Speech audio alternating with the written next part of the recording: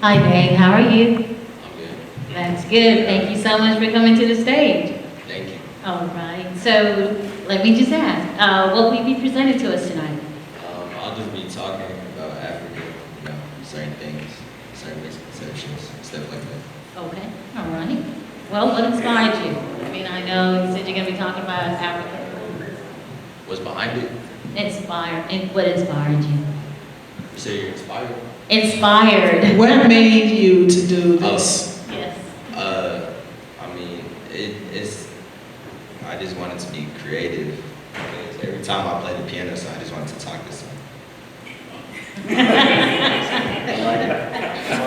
Oh, that's good. That's good. Well, we thank you again, and you know what? All the best to you. Thanks a lot, okay? Thank you. All right. Hey, how y'all doing tonight? I said, how are y'all doing tonight? Alright, so basically I'll be talking to y'all about the African culture and Africans and basically how we work, how we talk, just things about us that you may not know. First, I would like to start off with food. So since we are a poor part of the world, most of our food comes from the ground. So meaning we hand produce the majority of our food. Foods like corn, yams, and potatoes. My favorite food is typically a hot steaming bowl of rice and soup. So, I'm not a complicated guy. Make some rice and some soup and I'll be satisfied. But yeah, most if not all of our food is natural. I'm sure y'all will enjoy it. Another thing that I wanted to add that is different from the African culture. Here in America, I see y'all like to separate y'all's food. Like if you are eating rice and soup, you'll put in different bowls. And we don't do that in Africa. You can mix it together and eat it together. But we don't take it too far. You won't see me eating grapes and pineapples and rice and soup in the same bowl. That's just something I've observed. Now let's talk about how we think. One thing we like to do is to stick to tradition heavily. And I'm talking about the old heads. If we didn't do it back in Africa, it's hard to get them to try something new. Luckily, my parents have slowly been trying new things that before wouldn't have even thought about doing. But for most of them, they like to do things how our ancestors and our people have done them. For example, back in Africa, we lived in small villages and everybody knew everybody. So going to people's houses wasn't a problem. Here it's a little different. For the most part, we live in big communities where everybody may not know everybody. You may live in Garland while your friends live in Raleigh, and your parents may not exactly know all your friends. So it becomes a little problem when you want to hang out with them, and your African parents don't know the family. So now we have to go through a whole process of trying to convince them that they're just some friends. Let's go hang out with that family. It was definitely a work in progress getting them to let me go places, I'll tell you that. But as time goes on, they learn to adapt in some ways with the American culture. As many of y'all know, there are very many different cultures inside of Africa and many tribes as well. We identify ourselves by wearing similar clothing. Like my parents, they have, that African wear, and we have our own, different dialects and languages inside of our different tribes. For example, my parents they each come from different tribes, so they have different dialects within that tribe. A little side note I wanted to add. I was in school one time, and I was with my friends, and we were getting to know about me and how I'm African. The conversation was about me, and so they were like, so Dave, you're African, right? And I was like, yeah, I'm African. And they were like, what part of Africa are you from? I was like, I'm from Cameroon. And then they were like, Okay, that's cool. So, do you speak African? No, I don't speak that. First of all, African is not a language. That's not a thing. It doesn't exist. That's not how you say it. Like, there's like me asking y'all, do you speak American? It doesn't make sense. You speak English. So, yeah, that's a little side note. But yeah, for all of us, so I'm getting it clear. We're all clear that African is not a language. That's just what I wanted to say. But my dad's dialect is Bafut, and my mom is Bangalan. I will tell you this, if they started speaking in their different tongues, I wouldn't be able to understand a word they said, but I do know a little bit, just like how to say good morning, or is it hello? Something like that. How do you say? Yeah, I really need to go back and visit. One other thing I'd like to talk about is sports. We have one main sport in Africa, which is most of y'all know is soccer. We don't know about football, no basketball, no hockey, rugby, none of that. Just soccer. At least where I'm from, that's the hype. Our soccer over there is different from over here. Over there, we play barefoot with a rubber ball of some sort, and we play our hearts out. Then you accidentally stub your toe on the rock or the ground, and that's how you know you're done for the day. We're all over again tomorrow. We were very talented people with a ball at our feet.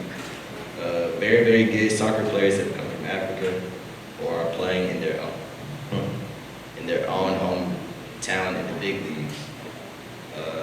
And I forgot, yeah, here it's called soccer, but over there it's called football. I'm pretty sure we had a question about that. And what else? I think that's about it. Give a hand of applause to Dave.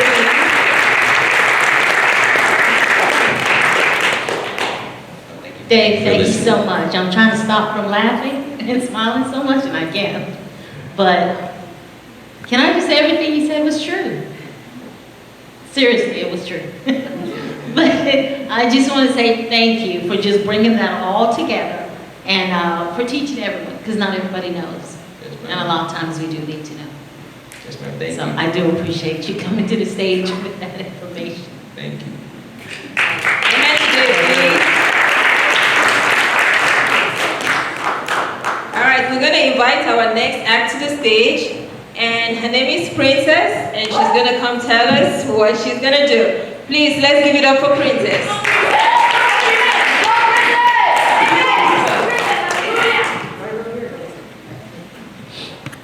Hello, Princess. How are you? I'm good, how are you? I'm great. You look wonderful. Thank you. So how old are you? 16. Okay, what are you going to perform for us today? I'm going to be reading a story, and just to give a little context so it makes sense, it's from the perspective of an inanimate object and its life. Yep. So you came up with this idea all by yourself, or Yes, I came up with it.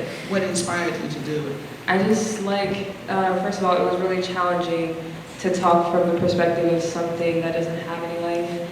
And writing has been one of my favorite ways to express myself, and you're really able to be really creative and free with it and just do whatever you want. So that's why I chose to do this. Okay, congratulations. Go ahead. And it is called I Wish. I don't know, I'm sure. What is happening?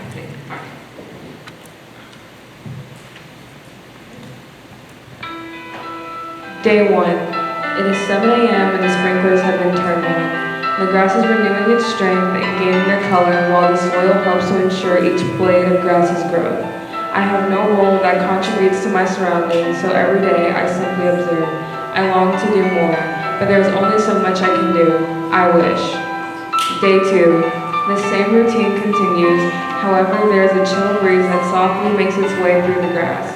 It is a beautiful thing seeing the grass be so in tune with the wind, singing and dancing in perfect harmony. I want more.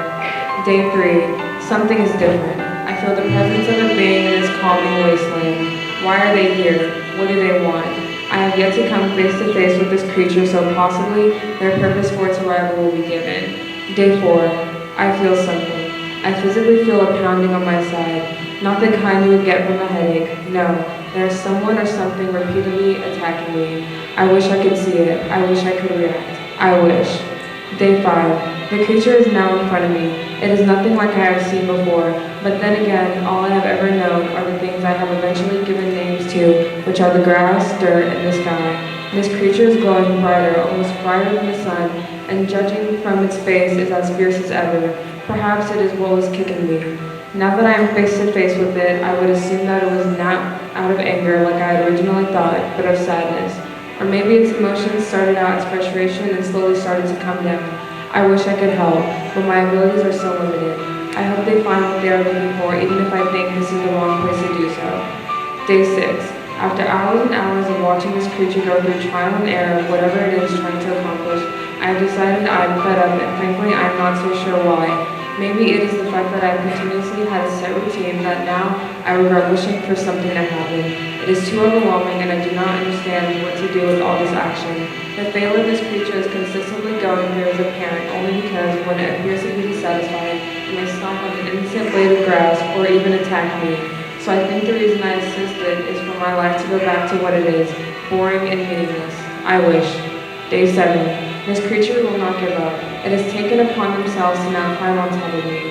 I have nothing to offer and no interesting attributes, so as long as I am in no harm anymore, and the creature is not storming around the area, I suppose letting it be is the best out of the worst choices I was not offered. It seems as though me doing nothing is something in itself, so maybe this is not so bad after all. Day 8. Watching how persistent and hardworking this creature has been the past few days has been so eye-opening. I was aware of the fact that I have been subconsciously following a routine all this time, but I'm starting to think this bubble that I have put myself in and have no one to blame. After all, there is no one. The creature put together some of the stray items it found together and used them in order to climb me. It is almost all the way up, and I have to admit I have been itching to see what it does when it reaches the top. Day 9. A couple of minutes have gone by and it is quiet, but I do not understand why. The creature finally made its way to the top of me, and now there's just silence. Throughout its journey, it has not been as loud, despite the occasional grunts when it would lose its step, but now it is still again. I wish I could wait. In the grass, I can see a shard of glass, and through it, I can see the glowing creature. It is just sitting down, which is upsetting. After all the struggle, frustration, and sadness it went through, it is just sitting.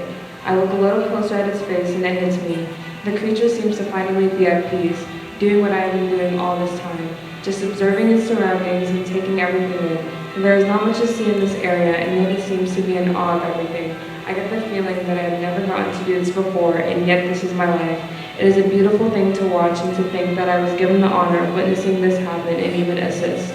Day 10. I am assuming the creature finally accomplished everything it needed to do and is starting to climb down. In so little time, it seems like we taught each other so much. I know I learned a lot from this angel. I went all this time thinking I served no purpose and had nothing to offer, not even realizing that I was the only thing blocking myself. I now appreciate who I am and what I have to offer. I am no longer wishing, but now living.